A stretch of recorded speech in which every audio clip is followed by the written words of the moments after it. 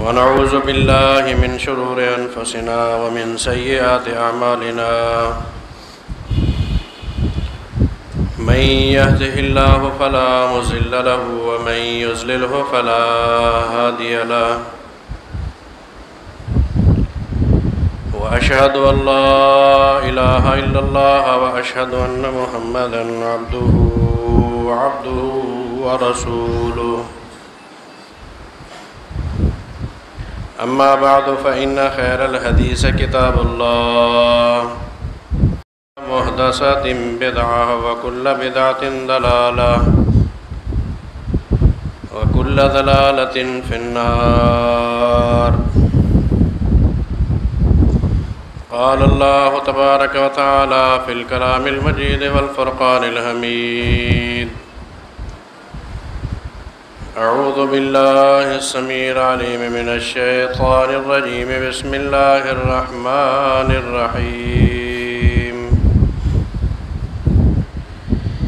يا أيها الناس اتقوا ربكم الذي خلقكم من نفس واحدة وخلق منها زوجها وبث منهما رجالا كثيرا ونساء واتقوا الله الذي تساءلون به والأرحام إن الله كان عليكم رقيبا. يا أيها الذين آمنوا اتقوا الله حق تقاته ولا تموتن إلا وأنتم مسلمون. يا أيها الذين آمنوا اتقوا الله وقولوا قولا سديدا يصلح لكم أعمالكم ويغفر لكم ذنوبكم ومن يطع الله ورسوله فقد فاز فوزا عظيما. اللهم صل على محمد وعلى آل محمد كما صليت على إبراهيم وعلى آل إبراهيم إنك حميد مجيد. اللهم بارك على محمد وعلى آل محمد كما باركت على إبراهيم وعلى آل إبراهيم إنك حميد مجيد. رب اشرح لي صدري ويسر لي أمري واحلل عقدة من لساني يفقهوا قولي. رب زدني علما رب زدني علما.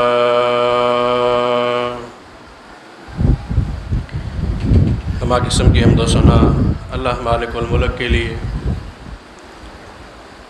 تمام قسم کے درود و سلام امام الانبیاء محمد مجتبیٰ سرور دو عالم حضرت محمد الرسول اللہ صلی اللہ علیہ وسلم کے لیے خاص اور مختص ہے. حمد و صلوات کے بعد اللہ رب کائنات نے کلام مقدس میں ارشاد فرمایا ہے: الذی خلق الموت والحیاۃ لیبلوکم ایکم احسن عملا وہو العزیز الغفور. اللہ ہی وہ ذات ہے جس نے موت اور زندگی کا نظام تخلیق فرمایا. وہ تمہیں آزمانا چاہتا ہے کہ کون اچھائیاں کرتا ہے. انسان دنیا میں آتا ہے، آنے میں ایک ترتیب ہے. پہلے بڑا آیا، پھر چھوٹا، پھر اس سے چھوٹا. ایک باپ ہے، وہ پہلے آیا، پھر اس کا بیٹا، پھر پوتا، پھر اسی طرح آگے اس کی نسل. دنیا میں انسان کے آنے کی اللہ نے ایک ترتیب رکھی ہے. لیکن یہی انسان جب اللہ کی جوار رحمت کی طرف چلتا ہے پھر کوئی ترتیب نہیں ہے. ایسا بھی ہو سکتا ہے کہ چھوٹا پہلے چلا جائے، بڑا بعد میں، بڑا پہلے چلا جائے، چھوٹا بعد میں. اس کی کوئی ترتیب نہیں ہے. پھر انسان یہ سمجھتا ہے کہ میرا باپ زندہ ہے، میرا ماموں زندہ ہے، میرا دادا زندہ ہے، ابھی بڑا وقت پڑا ہے، تو یہ اس کا خیال ہے، یہ شیطان کا بڑا دھوکہ ہے۔ امام الانبیاء اکرم الانبیاء محمد الرسول اللہ صلی اللہ علیہ وسلم ارشاد فرماتے ہیں، انسان چل پھر رہا ہو، بیٹھا ہو، کھڑا ہو، سویا پڑا ہو، موت سائے کی طرح اس کے ساتھ ہے۔ موت کے لیے یہ ضروری نہیں ہے، ہم سمجھتے ہیں کہ میں صحت مند ہوں، میں نے باڈی ٹیسٹ کرا لیا ہے، مکمل باڈی میری بالکل صحیح تندرست کام کر رہی ہے، ابھی موت کی کوئی گھنٹی کوئی خطرہ نہیں ہے، یہ بھی خیال ہے۔ تندرست ہونا، بیمار ہونا، یہ موت سے انسان کو نہیں بچا سکتا۔ موت ایک اٹل حقیقت اور اللہ کا فیصلہ ہے، جس نے اپنے وقت پہ آنا ہے اور انسان کو لے جانا ہے، اور یہ نظام میرے مالک اللہ رب کائنات نے پیدا فرمایا ہے۔ کیوں پیدا فرمایا؟ لِيَبْلُوَكُمْ أَيُّكُمْ أَحْسَنُ عَمَلًا، وہ تمہیں دنیا میں بھیج کر آزمانا چاہتا ہے کہ اچھے عمل کون کرتا ہے، میرا کون بنتا ہے، مجھ سے کون بغاوت کرتا ہے۔ اللہ اکبر۔ حدیث شریف میں آتا ہے، کوئی شخص ایسا نہیں ہے جس کو موت سے استثناء قرار دی گئی ہو، کوئی بھی۔ اللہ کا کوئی نبی ہے، برگزیدہ نبی ہے، کوئی صالح ہے، کوئی عظیم انسان ہے، کوئی مفکر ہے، کوئی فلسفی ہے، کسی کو اس موت سے استثناء نہیں۔ سب نے ایک وقت جو اپنا مقرر کرایا اللہ سے، اس پر واپس چلے جانا ہے۔ اس لیے ہر وقت مومن کو موت کے لیے تیار رہنا چاہیے۔ وہ تیاری، وہ ضابطہ، وہ قانون، وہ کیا ہے؟ کوئی بھی بندہ کام کرے، اس کام میں یہ سوچ رکھے کہ ہو سکتا ہے یہ کام میرا آخری ہے۔ نماز پڑھ رہا ہے تو آخری نماز سمجھ کر، للہیت، خشوع اور خضوع، اللہ کے سامنے گڑ گڑانا، دعائیں مکمل سنت کے مطابق پڑھنا۔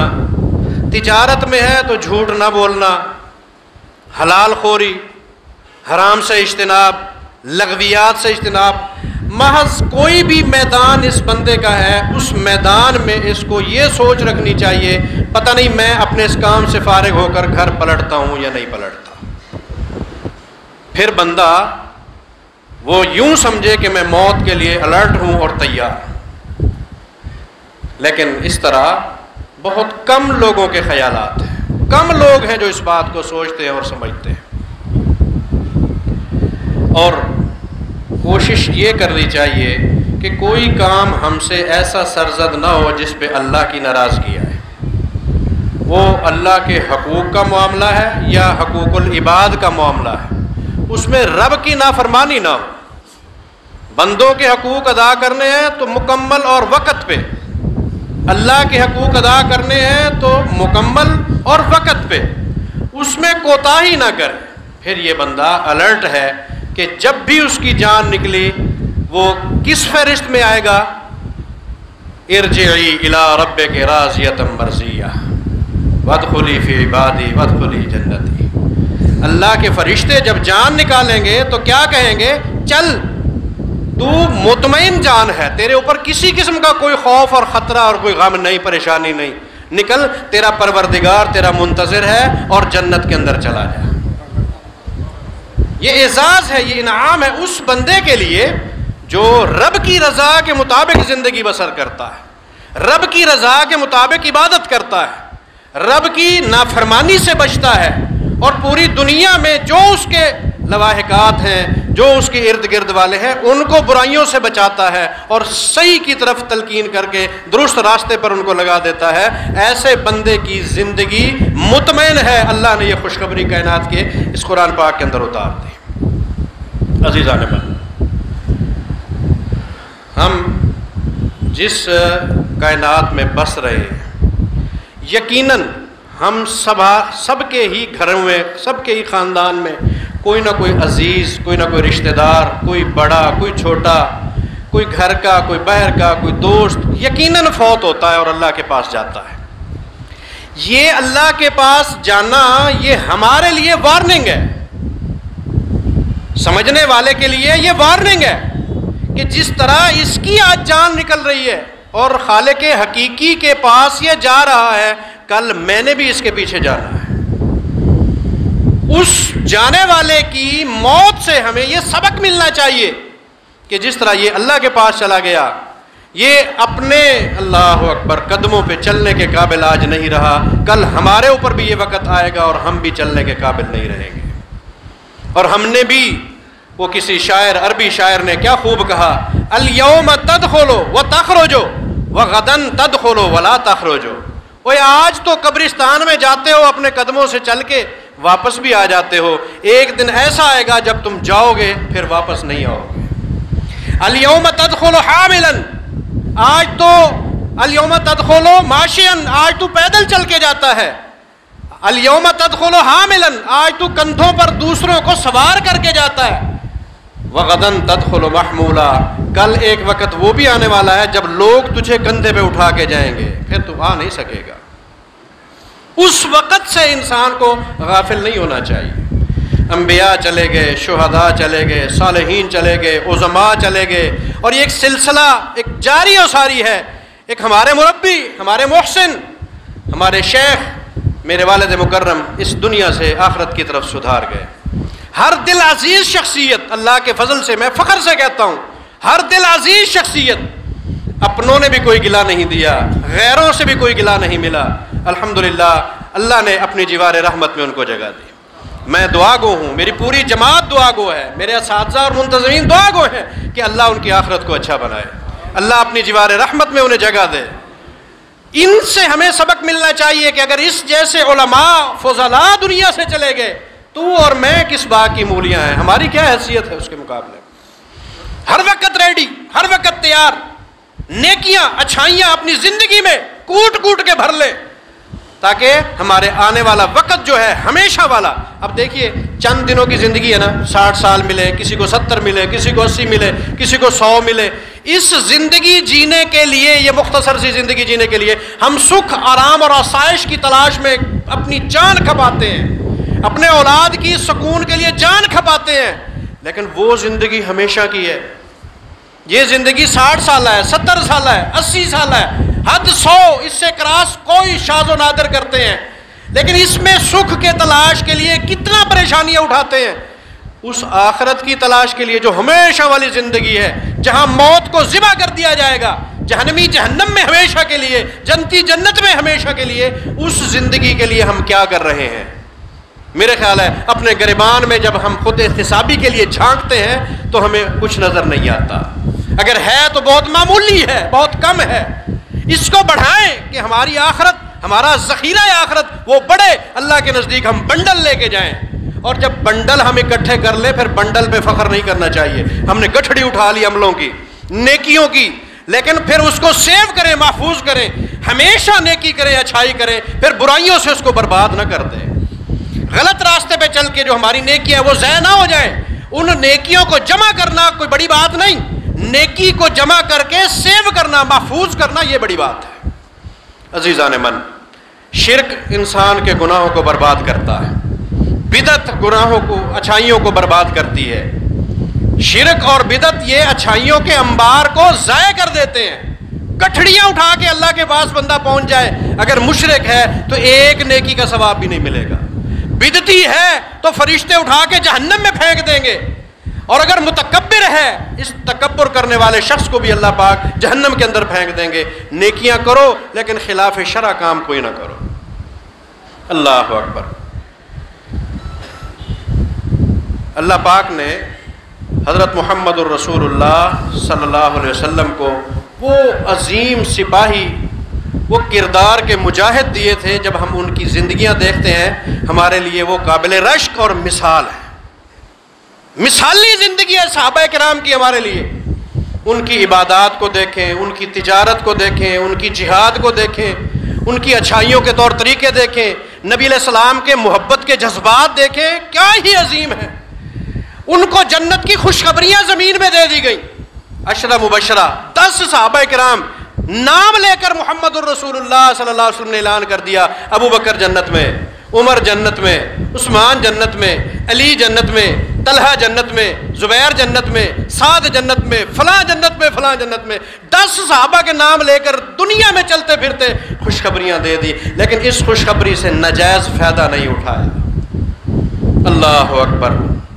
ان کی اخروی لگن، آخرت کی یاد ان کے ذہن میں ہمہ وقت موجود رہتی ہے۔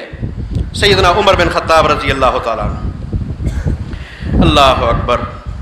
صبح کی نماز نبی علیہ السلام نے پڑھائی، نماز پڑھانے کے بعد آپ نے پیغام بھیجا، عمر کہاں ہے؟ عمر اس محفل میں موجود ہیں۔ فوراً کہتے ہیں لبیک و سعدیک، یا رسول اللہ میں بیٹھا ہوں، حکم فرمائیے۔ آپ نے فرمایا یار آج رات میں نے خواب دیکھا ہے، آج رات میں نے خواب دیکھا ہے، میں خواب میں جنت کی سیر کر رہا ہوں، جنت کی سیر کرتے کرتے میں ایک عظیم الشان محل کے سامنے سے گزرا، کیا ہی بات ہے اس محل کی۔ اللہ اکبر۔ نبی ہے، یہ کوئی نہ سوچے کہ محلات کو دیکھ کر آپ پریشان ہو گئے، اتنا عظیم محل۔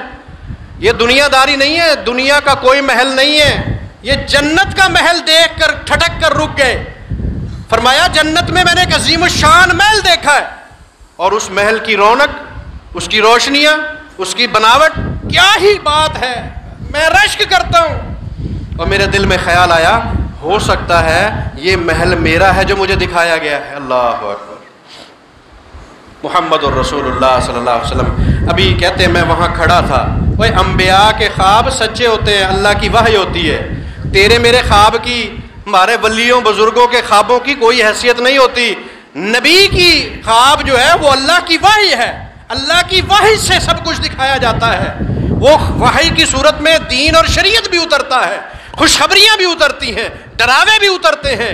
آج ایک خوشخبری ہے جو ایک عظیم انسان کے لیے دنیا کے اندر اتاری جا رہی ہے۔ آپ کہتے ہیں وہاں ایک خاتون بیٹھی ہے، عورت بیٹھی ہوئی ہے، میں نے اس سے پوچھا یہ محل کس کا ہے؟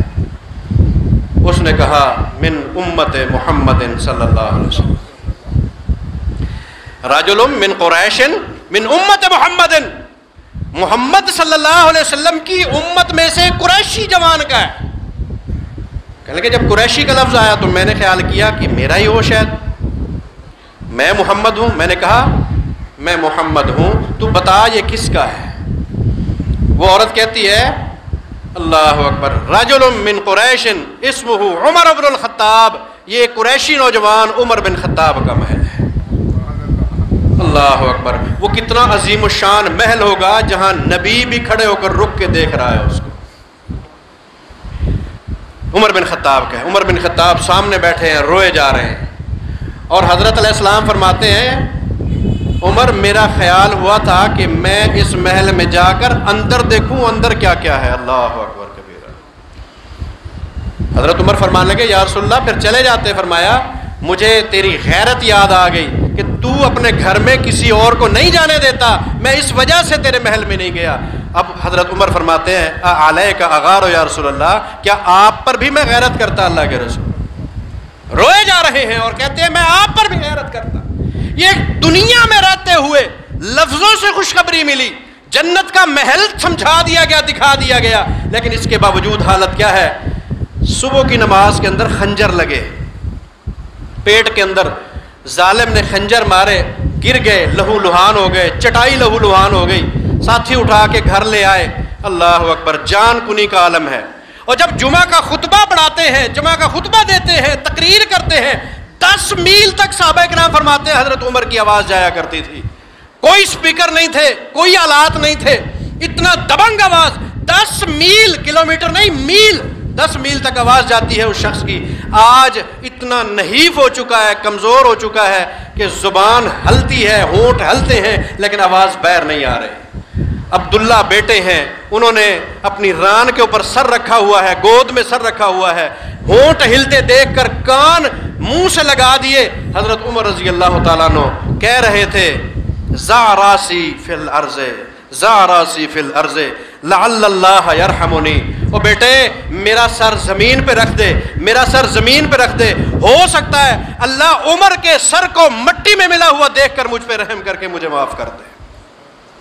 کتنا خوف ہے آخرت کا، کتنا ڈر ہے، خوشخبریاں اپنی جگہ پر، خوف اور تضرع کی یہ حالت امیر المومنین سیدنا عمر بن خطاب رضی اللہ تعالیٰ عنہ کی دنیا نے دیکھی ہے۔ اللہ اکبر کبیرہ۔ حضرت زبیر رضی اللہ تعالیٰ عنہ ایک عظیم ترین صحابی گزرے، نبی علیہ السلام کے پھوپھی کے بیٹے تھے، ان کے بیٹے ہیں عروہ، یہ حضرت اسما رضی اللہ عنہا کے بیٹے ہیں، اسما حضرت عائشہ کی بہن ہے، یعنی حضرت عائشہ کے بھانجے ہو گئے، اور نبی علیہ السلام کی سالی ہیں اسما، نبی علیہ السلام کی سالی کے فرزند حضرت عروہ رحمۃ اللہ علیہ، صحابی نہیں ہے، یہ تابعین میں سے ہیں۔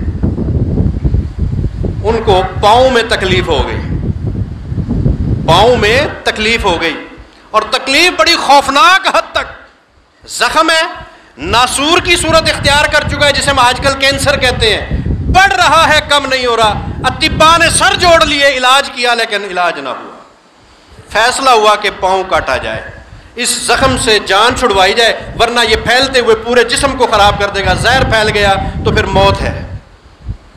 ان کو بتایا گیا کہ اب اس کے سوا اور کوئی چارہ نہیں ہے۔ اللہ اکبر۔ انہوں نے کہا چلو موت جو ہے نا، موت از خود اپنے اوپر مسلط کرنا اس کا حکم نہیں ہے، اگر تم لوگ یہ فیصلہ کرتے ہو کہ یہ کاٹنے سے درست ہوگا، بطور علاج کے میں اجازت دیتا ہوں میرا پاؤں کاٹ دیا جائے۔ ٹائم ہو گیا، آپریشن شروع ہو گیا، ایک بوتل کے اندر دوائی موجود ہے،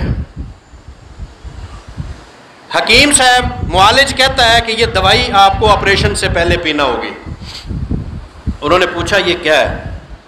جھوٹ نہیں بولا، کہ جھوٹ تو اس دور میں تھا ہی نہیں، ہم پتہ نہیں کتنے کتنے جھوٹ بول جاتے ہیں۔ وہ کہتے ہیں یہ شراب ہے، وہ کہتے ہیں شراب تو حرام ہے، تو حرام چیز مجھے پلاتا ہے، ہو سکتا ہے میری موت ہو جائے اس تکلیف میں، آخر کے اندر میرے پیٹ میں حرام ڈالتے ہو۔ انہوں نے کہا نہیں حضرت، اضطراری کیفیت ہے، اور کوئی چیز میرے پاس ایسی نہیں ہے جس سے آپ کا دماغ نشے میں آ جائے اور آپ محفوظ ہو جائیں، تکلیف کم ہو جائے گی، میں تو اس لیے لے کے آیا ہوں، پی لیں کوئی حرج نہیں ہے، آپ کا دکھ، آپ کی تکلیف اس کٹنے کے اندر جو ہوگی وہ تکلیف کم ہوگی، اس کی شدت میں کمی آ جائے گی۔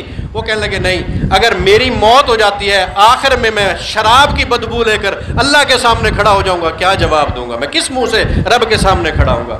حکیم نے وہ شیشی اٹھائی پھینک دی، فرمایا اب تیار ہو جائیے، آپ کو شدید ترین تکلیف ہونے والی ہے۔ کیا کہتے ہیں؟ میں صبر کروں گا، انی اصبرو، میں صبر کرنے والا، میں حرام کے قریب نہیں جاتا۔ اللہ اکبر۔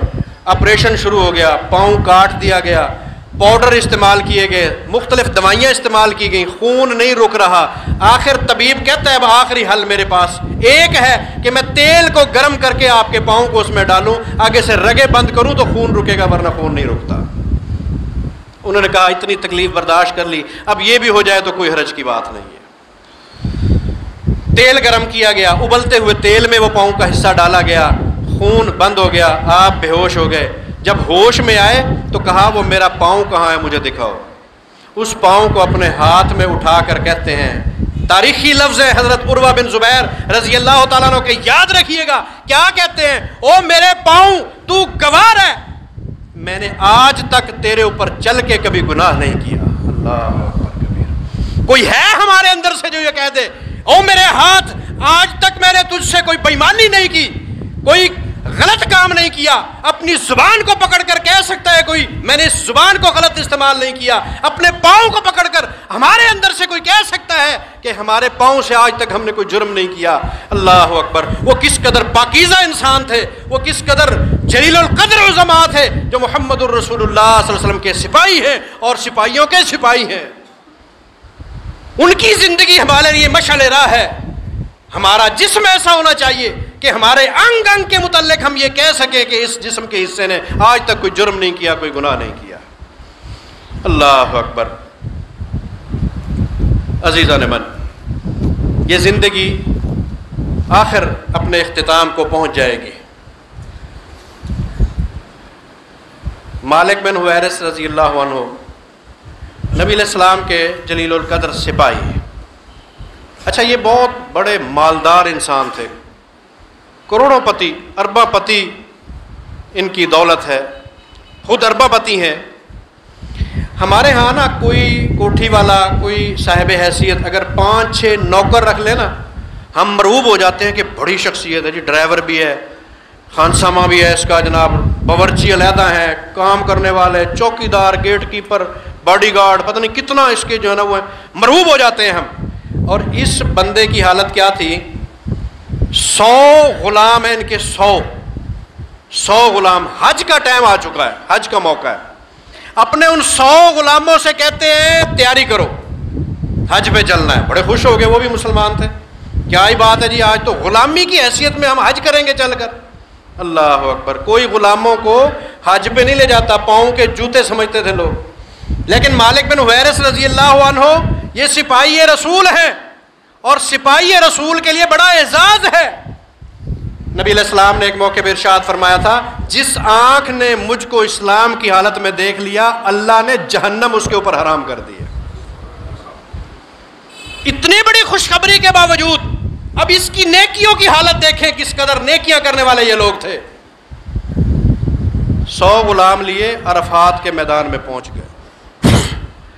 یہ جو اعزاز ہے نا نظروں سے دیکھنے والا، یہ اعزاز بھی خوش نصیبوں کو نصیب ہوا ہے. سوید ابن غفلہ ایک صحابی ہیں، اللہ اکبر. ان کو کسی نے کہہ دیا کہ نبی علیہ الصلوۃ والسلام کو دیکھنے سے جہنم حرام ہو جاتی ہے. سوید ابن غفلہ صحابی تو نہیں بن پائے، میرے منہ سے صحابی نکل گیا، لیکن انہوں نے اپنے گھر کو چھوڑ دیا، سفر شروع کر دیا. چلتے چلتے کہتے ہیں کئی مہینے مدینہ منورہ میں پہنچتے پہنچتے لگ گئے. جب مدینہ منورہ میں پہنچے، صحابہ کرام سے پوچھا میں رسول اللہ سے ملنے آیا ہوں. انہوں نے کہا ابھی چند دنوں پہلے ہم نے سپرد خاک کیا ہے، آپ اللہ کی جوار رحمت میں چلے گئے. لوگ صرف جہنم حرام کرانے کے لیے، زیارت نبی کے لیے سفر کرتے ہیں، لمبے لمبے بوڑھے ہو جاتے ہیں، صعوبتیں برداشت کرتے ہیں، گھروں سے نکلتے ہیں. آج سنت رسول ہمارے اندر موجود ہے، لیکن ہم کیا کہتے ہیں؟ میرا ملا، میرا فقیہ، میرا مجتہد، میرا دین، میرا مذہب، میری مسجد. ہم اپنی مسجدوں کے پیچھے پڑے ہوئے ہیں. عاشقان رسول کا خطاب لینے کے لیے بے چین رہتے ہیں، میں عاشق رسول ہوں. لیکن عشق رسول میں اگر کہہ دیا جائے نا تجارت حلال کی کرو، نہیں کرتے. کہہ دیا جائے سود خوری سے بچو، پھر عاشق رسول سود خوری سے نہیں بچتا. اسے کہہ دیا جائے سنت کے مطابق نماز پڑھ، پھر عاشق رسول کا چہرہ بدل جاتا ہے. عشق کے صرف نعرے ہیں، لیکن محبت رسول صلی اللہ علیہ وسلم کے وہ جذبات جو صحابہ کرام کے اندر موجود تھے وہ نہیں ہوتے. جب کہا جائے سخاوت کرو، زکوٰۃ دو، پھر ہاتھ سنگڑ جاتے ہیں، سینے کے اوپر اکٹھے ہو جاتے ہیں، زنجیروں سے بندھ جاتے ہیں. لیکن محمد الرسول اللہ صلی اللہ علیہ وسلم کا یہ سپاہی آج وہ حدیث اپنے دماغ کے اندر رکھ کے، نبی علیہ السلام نے فرمایا تھا کہ جب عرفات کا دن ہوتا ہے اللہ کی اتنی بخشش ہوتی ہے، اتنی بخشش ہوتی ہے کہ گناہگار روسیاؤں کی روسیائیاں بخشی جاتی ہیں. نبی علیہ السلام کا فرمان ہے کہ جو بندہ عرفات کے میدان میں کھڑے ہو کر اللہ سے دعا مانگے خلوص دل کے ساتھ، اس کی دعا قبول ہوتی ہے. ایک اور موقع پہ آپ نے ارشاد فرمایا، شیطان واویلا کرتا ہے، پیٹتا ہے، مٹی اٹھا کے زمین میں اپنے سر پہ ڈالتا ہے جب عرفات کے میدان کے اندر اللہ کی بے پایاں بخششوں کا نزول دیکھتا ہے. وہ چیختا ہے کہ میں نے اس بندے پر 60 سال محنت کی، اس کو برباد کیا، 90 سال محنت کی برباد کیا. اور کسی کی محنت تو گھنٹوں کی برباد ہو جائے تو کتنا دکھ لگتا ہے. آپ نے ایک دیوار بنائی ہے، اس پر سیمنٹ لگائی، اس کے اوپر اینٹیں لگائی، مزدوری لگائی، ہوا آئے اور وہ نیچے گر جائے، آپ کتنا دکھ لگتا ہے. شیطان نے 60 سال جس کی تربیت غلط کی ہے، آج وہ اللہ کے سامنے ہاتھ اٹھا دے، مالک کائنات کی طرف سے معافی ہو جائے، شیطان مٹی اٹھا کے سر پہ ڈال کے دھاڑے مارتا ہے، چیختا ہے کہ ہائے یہ کیا ہو گیا، میں نے تو ساری محنت برباد کر بیٹھی آج. اللہ اکبر کبیرہ. حضرت مالک بن حویرث 100 غلام، اور ہر غلام کو ایک ایک اونٹ دیا. ہر غلام پر اونٹ کا بوجھ، اس کا جو سفر خرچ ہے وہ لادا. میدان عرفات میں پہنچ گئے. پہنچنے کے بعد اللہ اکبر ان کو کہہ دیا کہ لین میں کھڑے ہو جاؤ. لین میں ان کو کھڑا کر دیا. اللہ اکبر. اور آج کیا کہتا ہے؟ اپنے ہاتھ دعا کے لیے اٹھا دیے، اللہ میں ان 100 غلاموں کو ان 100 اونٹوں اور 100 اونٹوں کے بوجھ سمیت آزاد کرتا ہوں، اللہ تو اس کے بدلے مجھ اکیلے کو آزاد کر دے، جہنم سے مجھے بچا لے۔ اللہ اکبر کبیرہ۔ یہ نبی علیہ السلام کو دیکھ کر جنت کی خوشخبریاں لینے والے، لیکن موت کا کتنا خوف ہے، آخرت کے اندر رب کے سامنے کھڑے ہونے سے کتنا ڈر رہے ہیں۔ وہ کہتے ہیں کہ 100 اونٹ یہ اللہ کی راہ میں قربان، 100 غلام اللہ کی راہ پہ قربان، ان کا مال اللہ کی راہ پہ قربان، اللہ مجھے بچا لینا، میں جہنم کی طرف نہ جاؤں۔ کتنا اپنے آپ کو بچانے کے لیے، سیو کرنے کے لیے لگن ہے، کتنا جستجو ہے، کتنا تلاش ہے، لیکن ہم 1 روپیہ خرچ کرنے کے لیے ہماری جان نکلتی ہے۔ اس نیت سے خرچ کریں کہ اللہ ہمیں آخرت کا ذخیرہ بنا دے۔ اور آخرت کا ذخیرہ، آپ کے پاس 1 روپیہ ہے، 10 روپے ہیں، 5 روپے ہیں، معمولی نہیں سمجھو، حیثیت کے مطابق خرچ کرنا اللہ کی راہ میں اس کی عادت بنا لو۔ نبی علیہ السلام کا فرمان ہے، آدھا کھجور کا حصہ بھی کوئی دے کر جنت میں جانا چاہے تو آج پہنچ جائے۔ جہنم سے اپنے آپ کو بچا لو، بھلے آدھا کھجور کا ٹکڑا دے کر تمہیں کسی بچانا پڑے، صدقہ کرو۔ اور اس کھجور کے دانے کو اللہ پھر بڑھاتا ہے۔ جب قیامت کے دن بندہ آخرت میں رب کائنات کے ہاں کھڑا ہوگا تو اس کی حالت کیا ہوگی؟ وہ دیکھے گا بہت بڑا پہاڑ نیکیوں کا اس کے اعمال نامے کے اندر موجود ہے، پوچھے گا اللہ یہ کہاں سے آیا؟ اللہ فرمائیں گے وہ تو نے فلاں موقع پہ جو کھجور کا دانہ صدقہ کیا تھا نا، میں نے اس کو پالا ہے، اتنا بڑھایا ہے، آج تجھے یہ احد پہاڑ کے برابر نظر آ رہا ہے۔ اللہ اکبر۔ یہ جنت ہے، جنت کا حصول ہے، جنت کے لیے تگو دو ہے۔ نبی علیہ الصلوۃ والسلام فرماتے ہیں میں معراج پہ گیا، معراج پہ میں نے دیکھا سب فرشتے میری ملاقات کے لیے بے چین ہیں، خوشیاں ہیں۔ اللہ اکبر۔ جبریل امین مل رہے ہیں، فلاں فرشتہ آ گیا، فلاں آ گیا، سارے مجھ سے ملاقات کے لیے بے چین ہیں، چہرے تمتما رہے ہیں، خوشی کا اظہار ہے، آسمان کے اوپر خوشیاں ہیں۔ لیکن میں نے ایک فرشتے کو دیکھا، وہ مجھ سے ملاقات کی اس نے، اور ایک کونے کے اندر جا کے سہما ہوا کھڑا تھا۔ میں نے جبریل امین سے پوچھا جبریل اس کو کیا ہے، میرے آنے کی خوشی نہیں ہوئی؟ سارے خوش ہیں، یہ اکیلا فرشتہ ایک طرف سہما سمٹا کھڑا ہے، اس کے چہرے پہ خوشی نہیں ہے۔ اب جبریل امین نے کیا جواب دیا؟ اللہ نے جب سے جہنم پیدا کی ہے اس کی ڈیوٹی جہنم کے دروازے پہ لگا دی ہے، اور جب سے اس نے جہنم کو دیکھا ہے اس کے چہرے سے خوشیاں ختم ہو گئی ہیں۔ پتا ہے فرشتے کو میں نے جہنم میں نہیں جانا، کوئی جنت کوئی جہنم ان کے لیے نہیں، وہ صرف اللہ کے حکم کے مامور ہیں۔ اس کے باوجود ان کے چہرے سے خوف حیا ہے، وہ ڈر رہے ہیں اس جہنم سے جس کے اندر انسانوں اور جنوں کو ڈالا جائے گا۔ اللہ اکبر۔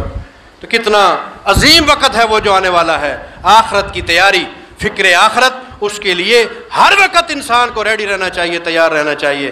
کوئی انسان، کوئی بشر اس وقت سے نہ اس کو مفر حاصل ہوگا، نہ ہی وہ بچ سکتا ہے۔ اللہ کی رحمت کے جوار میں اللہ ہم سب کو جگہ دے، ہم نیکیاں کریں، اچھائیاں کریں، خوبیاں کریں، اور اپنے علماء کو ہم اپنے لیے ایک مشن کے طور پہ یا اپنے لیے ایک مثال کے طور پہ ان کو لیں اور ان کی زندگیوں کی طرح اپنی زندگیاں بنائیں۔ معمولات زندگی میں رات کا قیام یہ ضروری ہے، قیام اللیل جسے ہم کہتے ہیں، تہجد جسے کہتے ہیں عام زبان میں، تہجد ضرور پڑھیں۔ نبی علیہ السلام کا فرمان ہے اگر نیکی کرو نا ہمیشہ کرو، بھلے تھوڑی ہی کیوں نہیں۔ یہ نیکی جو تھوڑی ہے ہمیشہ زندگی سے باندھی ہوئی ہے، اللہ کو بہت پسند ہے۔ آپ 8 رکعت نہیں پڑھ سکتے، 2 پڑھ لیں، 3 وتر ساتھ پڑھ لیں، 1 وتر پڑھ لیں، ایسا ایسا ایسا ایسا آپ کی طبیعت کھل جائے گی، پھر بڑھتے چلے جائیں گے نیکیوں کے اندر۔ کم نیکی کر لیں، ڈیلی کریں، روزانہ کریں۔ اور 12 رکعت جو دن میں نوافل پڑھتا ہے، سنتوں سے ہم بھاگتے ہیں، وہ سنت ہی ہے نا، یہ جب کہہ دیا نا سنت ہی ہے نا، کیا ہوگا؟ فرض تھوڑی ہے۔ اللہ اکبر۔ یوں سمجھ لو سنت کی اہمیت آپ کے دل میں نہیں ہے۔ سنت کی اہمیت اگر دل میں ہوتی پھر یوں جھٹکتے نہیں کہ سنت ہی ہے نا تو کوئی کیا حرج ہو گیا، نہیں، سنتوں کا اہتمام بھی ہو، اس لیے کہ فرائض میں کوتاہی، فرائض کے اندر جو غفلت ہے وہ سنتوں سے پوری کی جائے گی۔ اگر سنتے نہیں ہیں پھر فرائض کی کمی کو معاف نہیں کیا جانا، پھر پکڑ لیا جائے گا۔ اللہ جس کو معاف کرنا چاہے وہ مالک ہے۔ عزیزان من، اللہ اکبر۔ بنی اسرائیل کا ایک بندہ فوت ہو گیا، نبی علیہ السلام نے ہمیں یہ خبر سنائی، وہ بندہ فوت ہوا، قبر میں چلا گیا، قبر میں صبح اس کو اس کا محل دکھایا جاتا، جنت کے اندر جو اس کا ٹھکانہ ہے اس کے سامنے پیش کیا جاتا ہے۔ ویسے یہ حدیث مبارکہ الگ اور لفظوں سے بھی موجود ہے کہ جب بندہ قبر میں جاتا ہے، وہ جنتی ہے تو جنت کا ٹھکانہ صبح اور شام اسے دکھایا جاتا ہے، اگر جہنمی ہے تو جہنم کا ٹھکانہ اسے کہ تو نے قیامت کے بعد اس جگہ پہ جانا ہے وہ اس کو دکھایا جاتا ہے۔ اس کے سامنے جنت دکھائی گئی، اس کا محل دکھایا گیا۔ پھر ظاہر سی بات ہے جب ڈیلی یا بندہ ایک چیز دیکھ لینا وہ ذہن کے اندر رک جاتی ہے، اس کا اسکیچ، اس کا جو نقشہ ہے وہ بیٹھ جاتا ہے۔ کچھ ہی دنوں کے بعد وہ نقشہ چینج ہو گیا، تبدیل ہو گئی، محل بدل گیا، اس کے درجات بلند ہو گئے، اس کی رونقیں مزید بڑھ گئیں۔ اب جب اس کے سامنے وہ منظر پیش کیا گیا، وہ اللہ سے پوچھتا ہے اللہ پہلے تو محل اور تھا، وہ کچھ کم لگ رہا تھا، یہ تو عالیشان مقام ہے، یہ کیا ہوا؟ میں نے تو کوئی عمل ایسا نہیں کیا۔ اللہ فرماتے ہیں تیرے نیک بیٹے نے تیرے لیے دعا کی ہے، اس کے نتیجے میں تیرا یہ محل بدل دیا گیا ہے دوسرے محل کے اندر۔ اللہ اکبر کبیرہ۔ وہ لوگ جن کے والدین دنیا سے چلے گئے وہ بار بار پڑھیں، قرآن نے ایک دعا دی، رب ارحمہما کما ربیانی صغیرا، اللہ جس طرح بچپن میں ہمیں انہوں نے پالا ہے مولا ان پر تو رحمت نازل فرما۔ یہ دعا رات دن کا اٹھنا بیٹھنا بچھونا بنا لیں، رات دن آپ کی زبان سے یہی جاری ہو، رب ارحمہما کما ربیانی صغیرا۔ اس دعا کے نتائج، رزلٹ اس دنیا کے اندر ہی، قبر کے اندر ہی ان کو دکھا دیے جاتے ہیں، ان کے منازل، ان کے مقامات کو بڑھا دیا جاتا ہے۔ ہم غفلت میں ہیں، نہ اپنے لیے اللہ سے کچھ مانگتے ہیں، نہ اپنے جاننے والوں کے لیے کچھ مانگتے ہیں۔ میں یہ سمجھتا ہوں کہ میرے والد کا جو حق آپ لوگوں پر ہے، کیا آپ اس کو تسلیم کرتے ہیں؟ ہے نا؟ جب بھی میرے والد آپ کو یاد آئے کوئی پیاری سی دعا ان کے لیے کر دیا کریں، کریں گے نا انشاءاللہ؟ جب بھی یاد آئے کوئی بہترین سی دعا ان کے لیے تحفے کے طور پہ، گفٹ کے طور پہ دے دیں، آپ کا حق انشاءاللہ ادا ہوتا رہے گا۔ اللہ پاک ہمیں ان صالحین، ان عظماء کے نقش قدم پر چلنے کی توفیق عطا فرمائے۔ پوری جماعت میرے لیے، میرے ہم نوا ساتھیوں کے لیے، اساتذہ کے لیے میں دعا گو ہوں اور آپ سے دعا کی اپیل کرتا ہوں کہ ہمارے کندھوں پر جو وہ بوجھ ڈال کے گئے ہیں، خدا را ہمارے لیے دعا کریں کہ ہم اس بوجھ کو اٹھا سکیں۔ اللہ ہمارے اندر وہ طاقت پیدا کر دے، وہ ہمارے اندر علم ڈال دے اپنی طرف سے۔ ہم جاہل ہیں، ہمارے پاس کچھ نہیں ہے، ہم ان کی طرح زندگی بسر کریں اور اس کے دین کو آگے پھیلاتے رہے۔ ہمارے اساتذہ کرام وہ پرعزم ہیں، ہمت سے انشاءاللہ آگے بڑھنے کی جستجو ان کے اندر موجود ہے، لیکن آپ کی دعاؤں کا، آپ کے تعاون کا ہمیں ضرور، اپنا تعاون اور دعاؤں میں ہمیں یاد رکھیے گا۔ اللہ تبارک و تعالیٰ مجھے اور آپ کو سیدھے راہ پر چلنے کی توفیق عطا فرمائے۔ اقول قولی ھذا واستغفر اللہ لی ولکم ولسائر المسلمین وعامۃ۔ اللهم إنا نسألك التقوى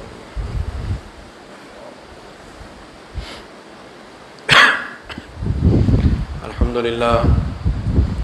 لله نحمده ونستعينه ونستغفره ونؤمن به ونتوكل عليه ونعوذ بالله من شرور أنفسنا ومن سيئات أعمالنا من يهده الله فلا مضل له ومن يضلل فلا هادي له وأشهد أن لا إله إلا الله وأشهد أن محمدا عبده ورسوله أما بعد فأعوذ بالله السميع العليم من الشيطان الرجيم بسم الله الرحمن الرحيم يا أيها الذين آمنوا اتقوا الله حق تقاته ولا تموتن إلا وأنتم مسلمون وقال تعالى إن الله وملائكته يصلون على النبي يا أيها الذين آمنوا صلوا عليه وسلموا تسليما اللهم صل على محمد وعلى آل محمد كما صليت على إبراهيم وعلى آل إبراهيم إنك حميد مجيد اللهم بارك على محمد وعلى آل محمد كما باركت على إبراهيم وعلى آل إبراهيم إنك حميد مجيد۔